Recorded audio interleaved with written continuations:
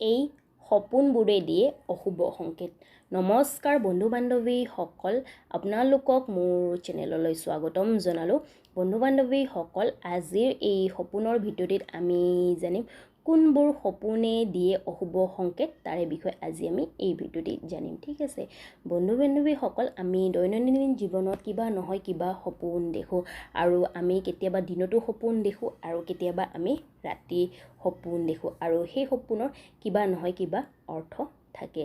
আৰু বন্ধু বান্ধৱীসকল, আজি মই এই ভিডিঅ'টোত এনেকুৱা 4টামান সপোনৰ বিষয়ে ক'ম, যিটো যদি কোনোবাই দেখে, মানে পুৰুষে দেখক বা মহিলাই যদি দেখে, তেন্তে ইয়াৰ যিটো ফলাফল অশুভ মনা হয়। আহক তেন্তে সেই সপোনৰ বিষয়ে জানি লওঁ। 1 নম্বৰতে ওপৰৰ পৰা যদি পাহাৰৰ পৰা বা ক'ৰবাৰ ওপৰৰ পৰা বিল্ডিঙৰ পৰা যদি সপোনত দেখা যায়, তেন্তে এই সপোনটো অশুভ সপোন মনা হৈছে। এই সপোনে এইটোৱে সংকেত কৰে যে আহিব লগা সময়ত বা ভৱিষ্যতে তেওঁ কোনো ধৰণৰ ধন হানি হ'ব, লগতে তেওঁৰ জীৱনত বহুত ডাঙৰ সমস্যা আহিব। দ্বিতীয়তে চুলি কাটা। সপোনত যদি মহিলা হওক বা পুৰুষে যদি চুলি কাটা দেখে, তেন্তে এই সপোনো বেয়া সপোন মনা হৈছে। এই সপোনে এইটোৱে সংকেত কৰে যে আহিব লগা সময়ত বা ভৱিষ্যতেও কিবা অশুভ ঘটনা হ'ব। এই সপোনে এইটোৱে সংকেত কৰে। তৃতীয়তে দাঁত খৰা। যদি সপোনত যদি কোনোবা ব্যক্তি বা মহিলাই দাঁত খৰা দেখে, তেন্তে এই সপোনো বেয়া সপোন মনা হৈছে। ইও ধন হানি লগতে স্বাস্থ্য হানিৰ ইংগিত দিয়ে বা সংকেত দিয়ে।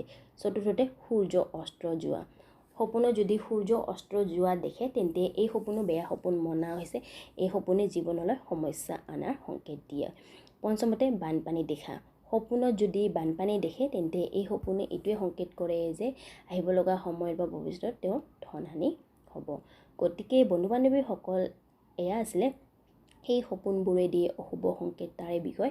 যদি আপোনালোকক মোৰ এই ভিডিঅ'টি বা জানকাৰী ভাল লাগিছে, তেন্তে মোৰ ভিডিঅ'টো লাইক কৰিব, লগতে মোৰ ভিডিঅ'বোৰ শ্বেয়াৰ কৰিব, লগতে মোক কমেণ্ট কৰি জনাব যে কেনেকুৱা লাগিল মোৰ ভিডিঅ'টি, বা আগলৈ কিবা সপোনৰ বিষয়ে জানিব বিচাৰিছে মোক কমেণ্ট কৰি জনাব। ঠিক আছে, লগতে মোৰ চেনেলটো ছাবস্ক্ৰাইব কৰিব, তাৰে ওচৰত থকা নটিফিকেশ্যন বেলখন প্ৰেছ কৰি দিব, কাৰণ আপোনালোকে যদি নটিফিকেশ্যনৰ বেলখন প্ৰেছ কৰে, তেন্তে মই আগলৈ এনেকুৱা সপোনৰ বিষয়ে ভিডিঅ' আনিলে আপোনালোকে প্ৰথমতে নটিফিকেশ্যন পাই যাব। ধন্যবাদ।